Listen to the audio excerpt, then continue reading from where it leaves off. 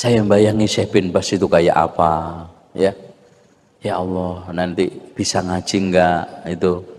Akhirnya bulan pertama, kedua mulai bisa ketemu ngaji di rumahnya. Ya, Masya Allah, ternyata tidak saya bayangkan.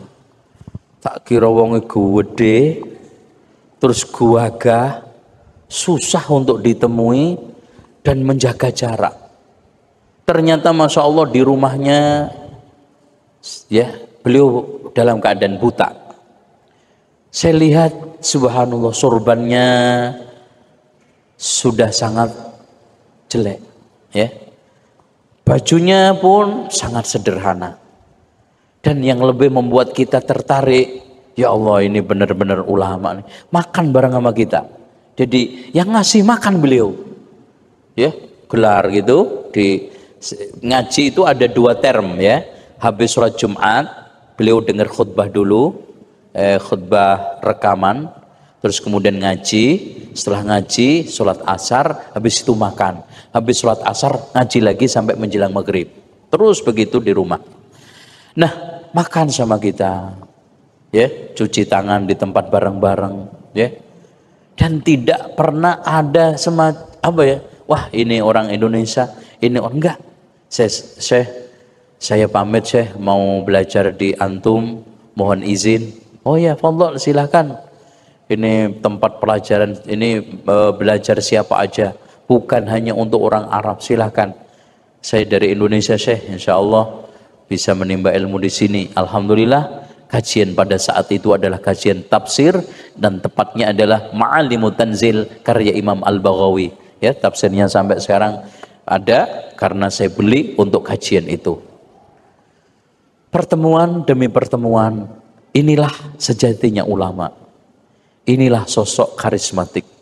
Dan subhanallah Pak, yang ngaji itu subhanallah, pejabat-pejabat eselon, ya, kadang-kadang menteri ada yang datang, ya.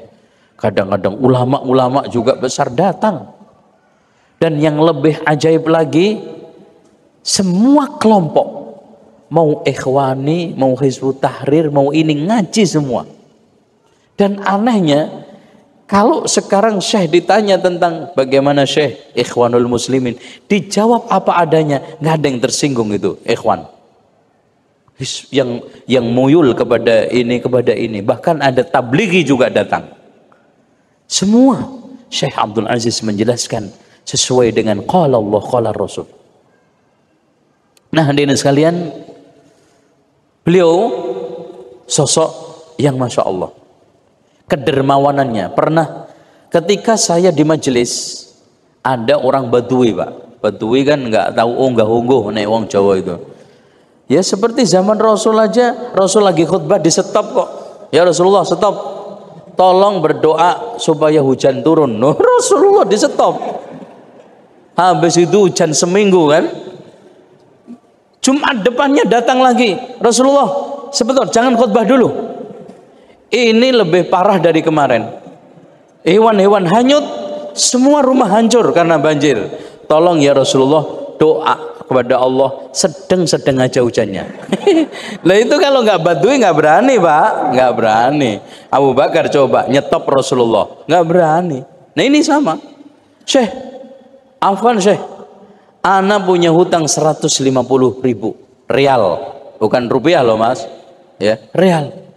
Saya punya konflik, saya punya masalah sama keluarga saya. Saya kalau tidak bayar ini Syekh, masuk penjara. Gini aja, kamu sama keluarga kamu datang semua, 150.000 nanti saya yang nanggung. Masya Allah, subhanallah Pak. Makanya beliau ketika saat menjadi rektor Jami'ah Islamiyah, ya, dia rektor yang kedua, karena yang pertama adalah Syekh Muhammad Ibnu Ibrahim Al-Syekh. Pegawai yang paling banyak utangnya adalah Syekh bin Bas, disinyalir. Bukan untuk foya-foya itu, mahasiswa. Bahkan ikhwan, ketika saat saya bermajlis, itu banyak yang dari Prancis, yang dari Amerika, di bawah tanggungannya Syekh. Okay? Ada yang dikasih 3.000, ada yang dikasih 2.000, ada yang dikasih 1.500 untuk kehidupannya karena nggak sekolah, nggak dapat mukafaah. Seperti itu. Dengan demikian sosok ulama yang betul-betul kita bisa jiwain, kita bisa keruk hikmahnya menjadi simpanan kita semua adalah Syekh Abdul Aziz bin Baz. Oleh karena itu tidaklah salah berlebihan kalau orang Saudi semua rakyat ketika saat wafat hadir 1 juta lebih orang untuk menyolatinya. Dan tidak salah juga, tidak berlebihan kalau memberikan titel Al-Walid, Samahatul Walid, yang terhormat bapak kita semua, bapak bangsa, bapak umat. Inilah sosok sedikit yang beliau juga hafal ya, Al-Quran otomatis, dan beberapa kitab sittah beliau hafal yang itu semuanya sudah masyhur di kalangan para ulama yang lainnya. Dan beliau adalah ulama yang sangat lapang dada terhadap khilafiyah, sangat berani untuk mengakui kesalahan.